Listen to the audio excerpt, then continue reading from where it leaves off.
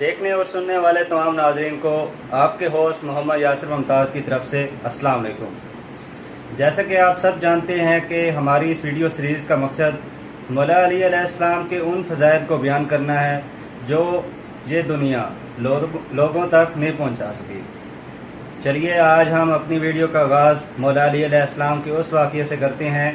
کہ کس طرح یہودیوں کی روحوں نے مولا علی علیہ السلام کی امامت پر لبیک کہا۔ جابر بن عبداللہ انصاری سے روایت ہے کہ ایک مرتبہ مولا علی علیہ السلام کوفہ سے باہر نکلے اور میں مولا علی علیہ السلام کے پیچھے پیچھے چلتا گیا ان کے۔ تو مولا علی علیہ السلام کوفہ سے باہر نکل کر ایک یہودیوں کے قبرستان پہنچے۔ جب مولا علی علیہ السلام قبرستان کے درمیان یعنی کہ وسط میں پہنچے تو مولا علی علیہ السلام نے فرمایا، اے یہودیوں، کیا تم میری امامت کو قبول کرو گے؟ تو اس پر یہودیوں کی قبروں سے لبیک یا لبیک کی آواز آنے لگی۔ تو مولا علی علیہ السلام نے دوبارہ ان یہودیوں کی قبروں کی طرف مخاطب ہو کر کہا کہ تم کس وجہ سے اس وقت عذاب کا مزہ چکھ رہے ہو؟ تو یہودیوں کی روحوں نے مولا علی علیہ السلام سے مخاطب ہو کر کہا، یا امیر المومنین، ہم وہ لوگ ہیں جنہوں نے آپ کی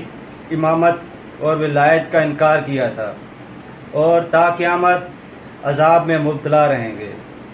جابر بن عبداللہ انصاری بیان کرتے ہیں کہ یہ سب ماجرا دیکھ کر میں خوف زدہ ہو گیا اور منہ کے بل نیچے گر گیا، اور جب تھوڑا فاقہ ہوا تو میں دیکھتا ہوں کہ مولا علی علیہ السلام سرخ یاقوتی تخت پر بیٹھے ہیں اور مولا علی علیہ السلام کے سر پر ایک عظیم و شان تاج ہے، اور مولا علی علیہ السلام نے سبز اور زرد ہلے پہنے ہوئے ہیں، اور مولا علی علیہ السلام کا چہرہ چاند کی مانند چمک رہا ہے۔ تو اس پر جابر بن عبداللہ انصاری نے مولا علی علیہ السلام سے پوچھا، اے میرے سردار، کیا یہ ملک عظیم ہے؟ تو مولا علی علیہ السلام نے فرمایا، ہاں جابر، بتحقیق یہ ہمارا ملک سلیمان بن داؤد کے ملک سے بھی بڑا ہے، اور ہماری حکومت ان کی حکومت سے بہت بڑی ہے۔ یہ تو مولا علی علیہ السلام کے ان فضائل میں ہے جو اس وقت میرے خیال میں تو لوگوں تک اس واقعے کو نہیں پہنچایا گیا۔ اور اب ہم مولا علی علیہ السلام کی اس شان کے بارے میں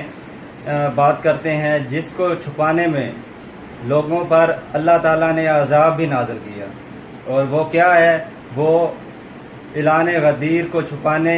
کی سزا ہے کہ غدیر کی حدیث کو چھپانے والے لوگوں پر اللہ تعالیٰ نے کیا کیا عذاب نازل کیے۔ چلیے اب دیکھتے ہیں کہ حدیث غدیر کو چھپانے والوں پر اللہ تعالیٰ نے کیا کیا عذاب نازل کیے۔ ابو الجرود سے روایت ہے کہ ایک روز مولا علی علیہ السلام مقام رہبہ پر تشریف فرما تھے، اور مولا علی علیہ السلام خطبہ دینے کے لیے کھڑے ہوئے، اور اللہ تعالیٰ کی حمد و ثنا کے بعد مولا علی علیہ السلام نے فرمایا کہ میں اللہ تعالیٰ کو درمیان میں رکھ کر کہتا ہوں کہ وہ لوگ کھڑے ہو جائیں جنہوں نے اعلان غدیر کو خود سنا اور رسول پاک کو اعلان غدیر کا خطبہ دیتے ہوئے دیکھا اور سنا بھی تھا،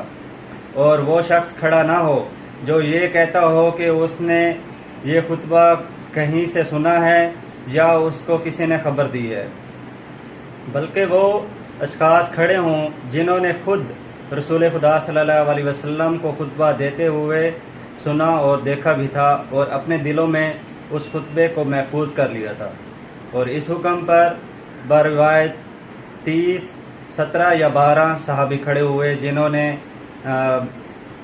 حدیث غدیر کی شہادت دی۔ اس پر مولا علی علیہ السلام ان کو حکم دیا کہ بیان کرو کہ تم نے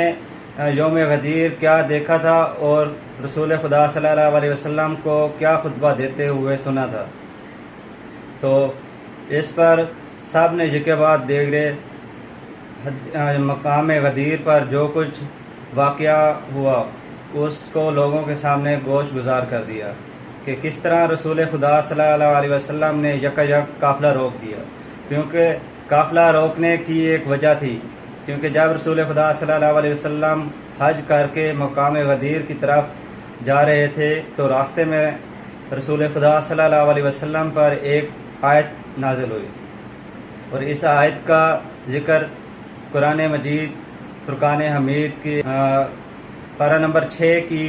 سورت المائدہ کی آیت نمبر 67 میں بھی ہے، جس میں خداوند متعال رسول خدا صلی اللہ علیہ وسلم سے فرما رہے ہیں، اے رسول، جو کچھ آپ کے پروردگار کی طرف سے آپ پر اتارا گیا ہے اسے لوگوں تک پہنچا دو، اور اگر آپ نے ایسا نہ کیا تو پھر یہ سمجھا جائے گا کہ آپ نے اس پیغام کو پہنچایا ہی نہیں، اور اللہ آپ کو لوگوں کے شر سے حفاظت کرے گا، بے شک خدا کافروں کو ہدایت نہیں دیتا۔ بہت سے سنی شیعہ علماء نے اس وحی کا خلاصہ یہ نکالا ہے کہ یہ پیغام وہ تھا جس کو رسول خدا صلی اللہ علیہ وسلم اللہ تعالیٰ کے حکم سے اگر لوگوں تک نہ پہنچاتے تو اس کا مطلب یہی تھا کہ رسول خدا نے اس وقت تک نبوت کا کوئی کام نہیں کیا، اور اس پیغام کو تمام سنی شیعہ علماء مولا علی علیہ السلام کی ولایت کا پیغام سمجھتے ہیں۔ اور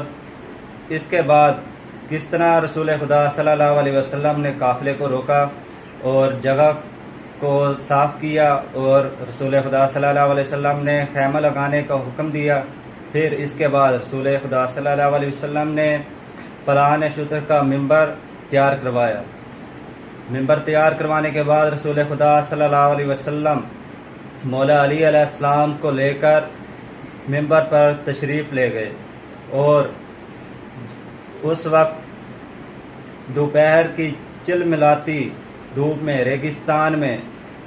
رسول خدا صلی اللہ علیہ وسلم نے لوگوں کو کس طرح روک کر قافلہ روکنے کا سبب بتایا، اور جب رسول خدا صلی اللہ علیہ وسلم مولا علی علیہ السلام کو ممبر پر ساتھ لے گئے تو ایک طویل خطبہ ارشاد فرمایا۔ خطبہ ارشاد فرمانے کے بعد رسول خدا صلی اللہ علیہ وسلم نے حدیث ثقلین بیان فرمائی کہ من کنتم مولا فہذا علی مولا، کہ جس کا میں مولا اس کا علی مولا۔ اور حدیث ثقلین لوگوں تک پہنچانے کے بعد رسول خدا صلی اللہ علیہ وسلم نے اللہ تعالیٰ سے دعا کی، اے خداوند اس کی مدد کر جو علی کی مدد کرے، اور اس کو چھوڑ دے جو علی کو چھوڑ دے۔ اور اس کے بعد رسول خدا صلی اللہ علیہ وسلم پر وحی نازل ہوئی، جو کہ رسول خدا صلی اللہ علیہ وسلم نے لوگوں تک پہنچا دی کہ آج میں نے تمہارے دین تم پر مکمل کر دیا ہے، اور اپنی تمام نعمتیں تم پر مکمل کر دی ہیں، اور دین اسلام کو تمہارے لیے پسندیدہ بنا دیا ہے۔ اس وحی کے بیان کرنے کے بعد رسول خدا صلی اللہ علیہ وسلم نے مولا علی علیہ السلام کو جو رسول خدا صلی اللہ علیہ وسلم نے خیمہ بنوائے تھے ان میں جانے، اور تمام اصحاب و انصار اور مہاجرین کو گروہ در گروہ ہو کر مولا علی علیہ السلام کی بیعت کرنے کا حکم دیا۔ اور اس کے بعد مولا علی علیہ السلام کے ساتھ وہ اصحاب جن سے مولا علی علیہ السلام نے واقع غدیر کے بارے میں کہا تھا کہ بیان کرو، ان کو مخاطب کر کے کہتے ہیں کہ تم سچ کہتے ہو، اور ان گواہوں میں سے میں خود بھی ایک گواہ ہوں۔ وہ اصحاب جنہوں نے شہادت غدیر کو اس وقت لوگوں تک پہنچایا، ان کے نام مندرجہ ذیل ہیں: ابو ایوب انصاری، قیس بن سعد، عبادہ انصاری، خزیمہ بن ثابت انصاری، ابو جولا انصاری، سہل بن سعد انصاری، ابو حشیم، عامر بن یسلی، عمار بن یاسر، عدی بن حاتم، عقبہ بن عام، حشام، مرکال،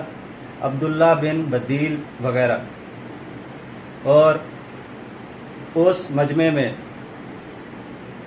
رسول خدا صلی اللہ علیہ وسلم کے وہ اصحاب بھی بیٹھے تھے جنہوں نے خود